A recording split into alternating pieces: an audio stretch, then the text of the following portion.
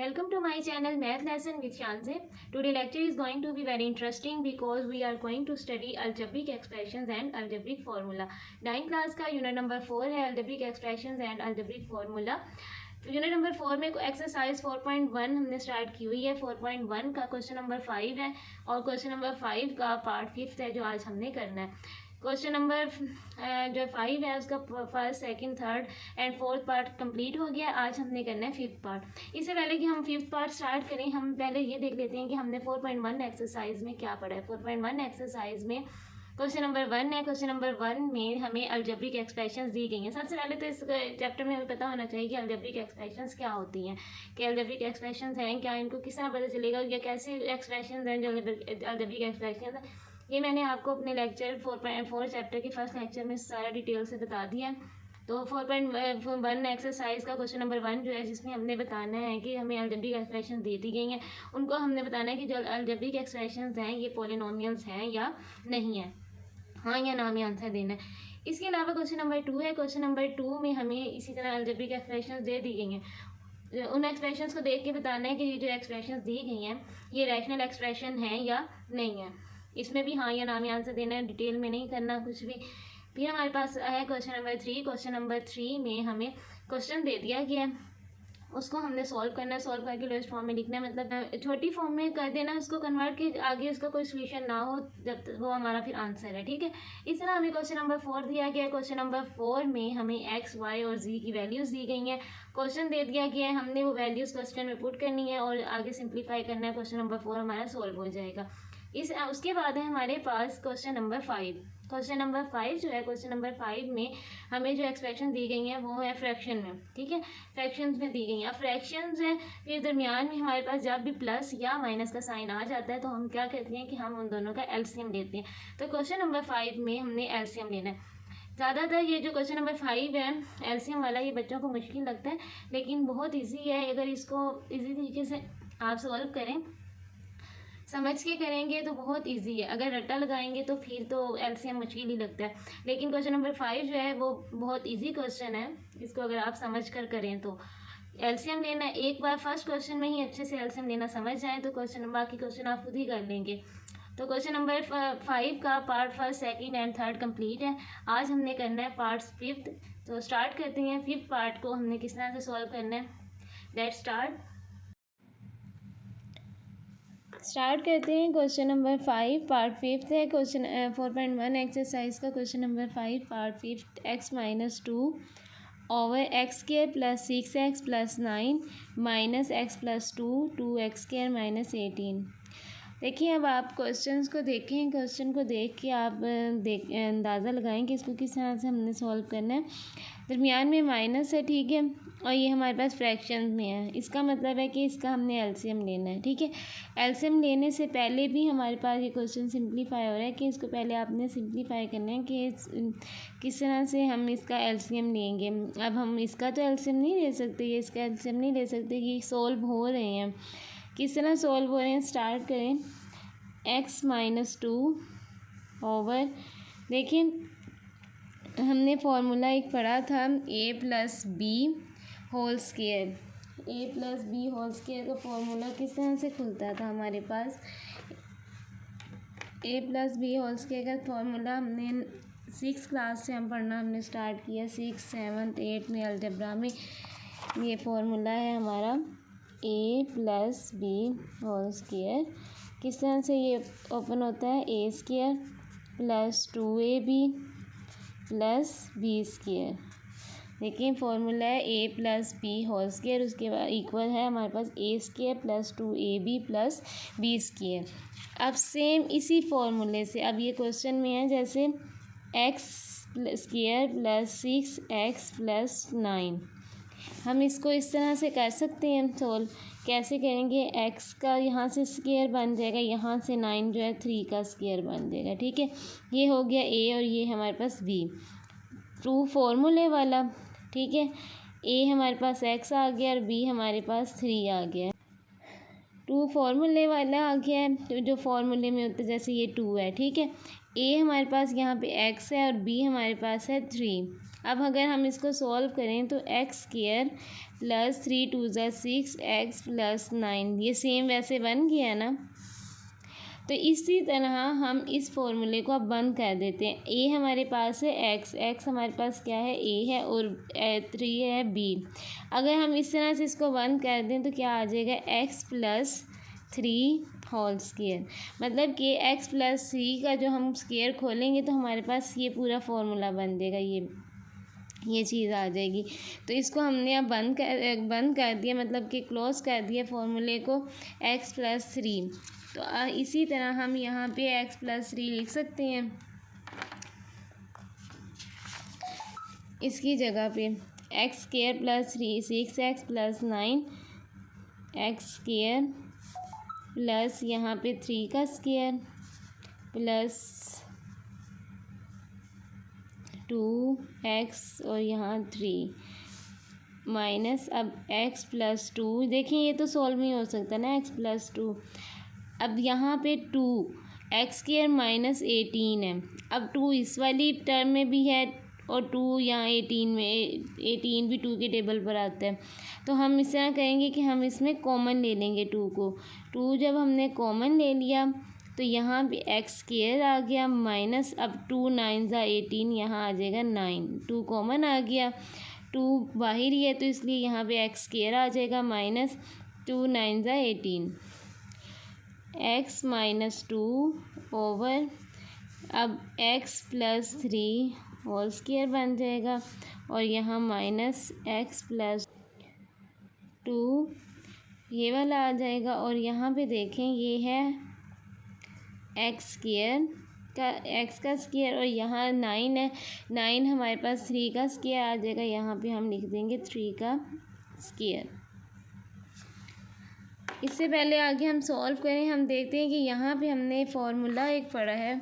Formula हमारे पास क्या है कि ए स्क्वायर माइनस बी स्क्वायर किस तरह से खुलता है, ए माइनस बी ए प्लस बी।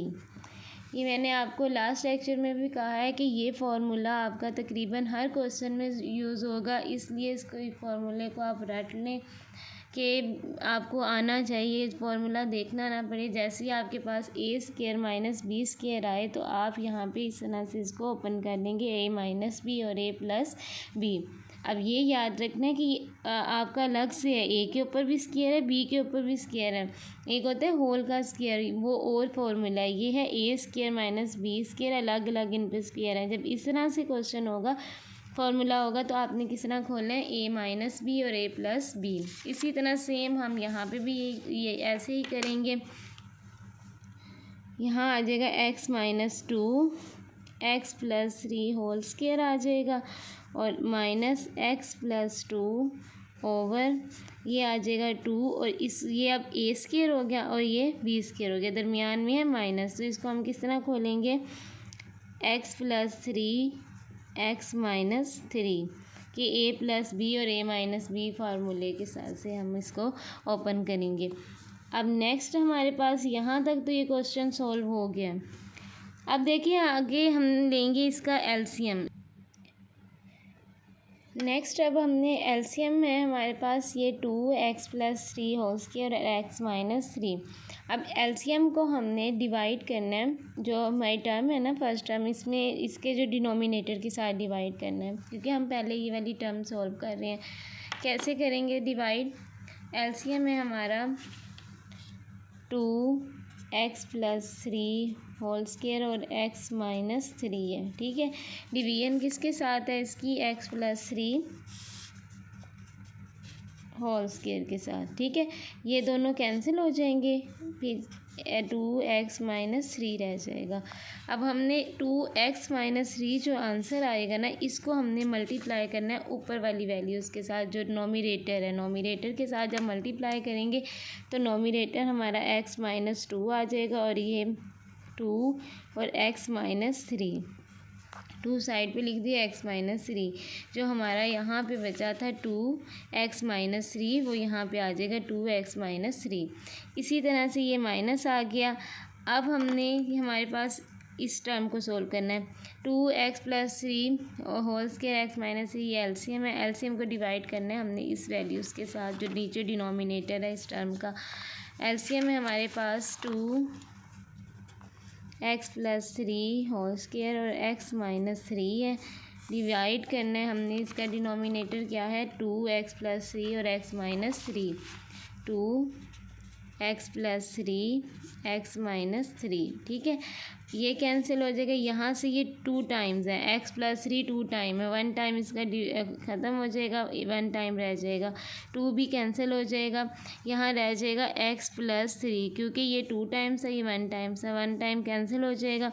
अब x+3 इसमें आगे रह गया, हमारे पास बच गया। अब x+3 को हम मल्टीप्लाई कर देंगे इसके नोमिनेटर के साथ। अब नोमिनेटर है x+2 और यहाँ आ जाएगा x+3 जो हमारा बच गया था, ठीक है।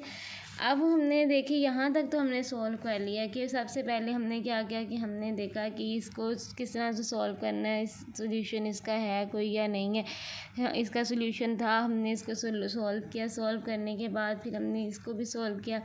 ये दोनों जब सॉल्व हो गए तो हमने एलसीएम ले लिया। एलसीएम लेने के बाद फिर हमने अब आगे ये देखना है कि अब ये आगे कैसे सोल्व हो रहा है। देखें कि ये वैल्यू आपस में मल्टीप्लाई हो रही है। क्यों हो रही है? क्योंकि इनके दरमियान में कोई साइन नहीं है। जब हमारे पास किसी वैल्यू के दरमियान कोई साइन नहीं होता, इसका मतलब है कि वो आपस में मल्टीप्लाई हो रहे हैं। तो अब x-2, x-3 और 2 ये आपस में मल्टीप्लाई हो रहे हैं। तो अब मल्टीप्लाई हमने किस तरह से करना है, पहले भी हम मल्टीप्लिकेशन कर चुके हैं, एक बार दोबारा कर लेते हैं कि x-2 और x-3 को किस तरह से मल्टीप्लाई करना है। x-2 है और x-3 है। मल्टीप्लिकेशन के लिए देखें कि फ़र्स्ट जो है ना हमारे पास ये फर्स्ट टर्म लेते हैं x है, ठीक है, और सेकंड ये पूरा आ जाएगा x-3। इसी तरह इसका यहाँ पे -2 आ जाएगा और x-3 कंप्लीट आ जाएगा। अब x को मल्टीप्लाई करेंगे x के साथ, x² माइनस x मल्टीप्लाई 3 से होगा तो 3x माइनस 2x। अब ये माइनस माइनस प्लस हो जाएगा तो 2 3 ज़ा 6। जब हमारे पास सेम वैल्यूज़ हों तो हम इनको ऐड कर लेंगे। अब ये माइनस माइनस प्लस हो रहा है, साइन माइनस का आएगा। साइन माइनस का क्यों आएगा? क्योंकि 3 हमारे पास बड़ी वैल्यू, उसके साथ माइनस का साइन है। तो ये x² माइनस 3 और 2 5x प्लस 6। कैसे? माइनस माइनस प्लस, 3 और 2 5। साइन माइनस का है इसलिए क्योंकि बड़ी वैल्यू के साथ माइनस का साइन है। अब ये x² माइनस 5x प्लस 6 हम लिखेंगे यहाँ पे।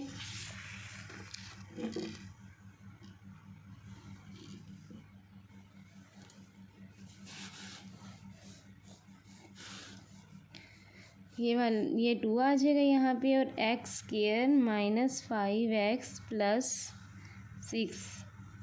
अब यहाँ माइनस ये वाला, ठीक है।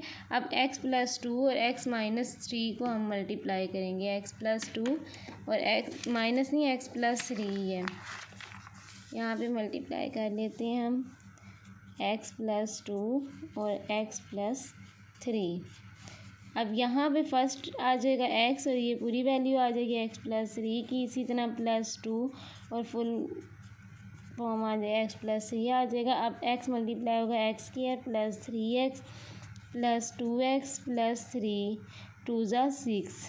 x मल्टीप्लाई होगा x के साथ, x² आ गया। x मल्टीप्लाई होगा 3 के साथ 3x आ गया प्लस 2x मल्टीप्लाई होगा 2x आ गया प्लस प्लस प्लस 2 3 ज़ा 6 आ जाएगा, ठीक है।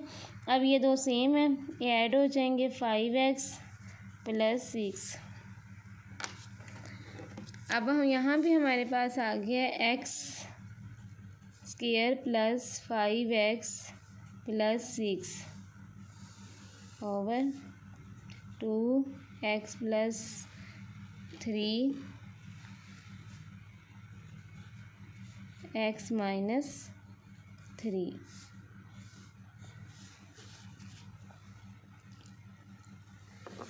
अब है हमारे पास ये 2। अब ये 2 जो है मल्टीप्लाई होगा सबके साथ। 2 के दरमियान में कोई साइन नहीं है इसलिए 2 मल्टीप्लाई होगा सबके साथ। 2x² माइनस 2 5 ज़ा 10x प्लस 2 6 ज़ा 12। ये बाहर ब्रैकेट के बाहर माइनस है, जब बाहर माइनस हो अंदर साइन चेंज हो जाती हैं। माइनस एक्स स्क्वायर, अब ये प्लस है तो ये क्या हो जाएगा, माइनस हो जाएगा, माइनस 5x, प्लस है ये माइनस हो जाएगा माइनस 6 ओवर 2x माइनस 3 का स्क्वायर और x माइनस 3।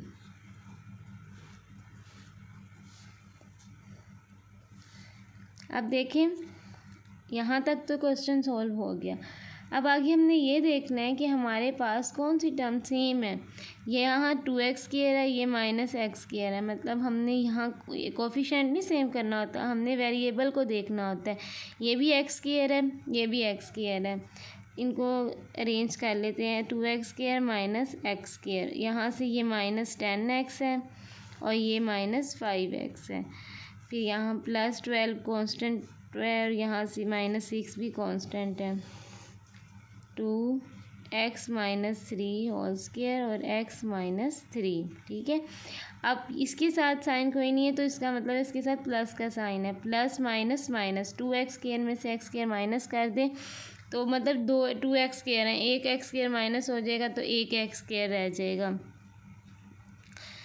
अब ये माइनस है, ये भी माइनस है, माइनस माइनस प्लस होगा तो ये प्लस, पर साइन किसका आएगा, माइनस का, क्योंकि 10 बड़ी वैल्यू है। बड़ी वैल्यू के साथ जो है साइन माइनस का आता है। माइनस 10 और 5 15x। अब प्लस माइनस माइनस होगा, अब ये माइनस, प्लस माइनस माइनस, अब ये माइनस होगा लेकिन साइन जो है वो प्लस का आएगा। क्यों, क्योंकि यहाँ पे हमारे पास बड़ी वैल्यू जो है 12 है, 12 के साथ प्लस का साइन है। तो प्लस माइनस माइनस प्लस, 12 में से 6 माइनस कर दें, 6 आ जाएगा over 2x minus 3 whole square और x माइनस 3। ठीक है, x square minus 15x plus 6 over 2x minus 3 whole square x minus 3, ये हमारा आंसर है इस क्वेश्चन का, क्योंकि आगे इसको हम आगे सॉल्व नहीं कर सकते।